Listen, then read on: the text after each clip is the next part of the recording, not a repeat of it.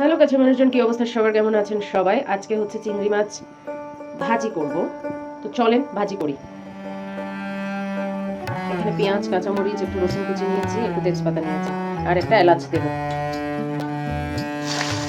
পেঁয়াজ দিয়ে দিলাম, রসুন, আদা সবকিছু। এটা হচ্ছে আমার শর্টকাট ভাজা, মানে একটু কষিয়ে টষিয়ে সময় নিয়ে রান্না করতে হয়, ঠিক আছে, কিন্তু আজকে একদম মানে ওভারনাইট হয়ে গেছে, অনেক বেশি রাত হয়ে গেছে, তাই হচ্ছে শর্টকাট কিছু একটা করা লাগবে খাওয়ার জন্য। চিংড়ি বের করে রান্না করে ফেলছি।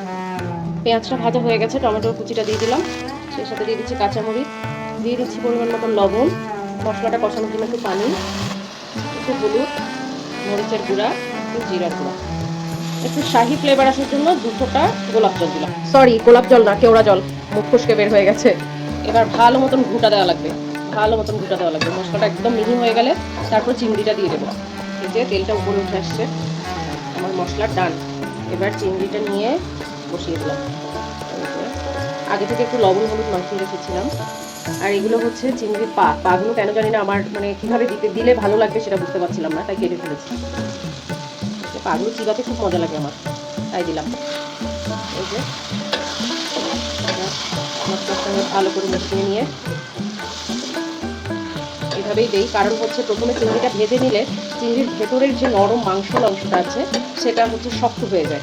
হ্যাঁ, আমি মশলা কষিয়ে তারপর দেই, যাতে করে হচ্ছে মানে চিংড়ির মাংসটা নরম থাকে। হ্যাঁ, যে চিংড়ির আসলে ভাজি বলবো না মালাইকারি বলবো না দুধ কারি বলবো জানি না, কারণ আমি এটা দুধ দেবো, এখানে একটু দুধ দিয়ে রান্না করব, কারণ নারকেল বাসায় আছে, দ্বীপে আছে, দ্বীপ থেকে নামিয়ে পেস্ট বানানোর যে সময়টুকু ধৈর্যটুকু ওটুকু আমার দেওয়ার এখন সময় নাই, কারণ এখন অনেক রাত হয়ে গেছে, এখন খেতে হবে, যা কিছু একটা করে খেয়ে ফেলতে হবে, এটাই হচ্ছে কথা।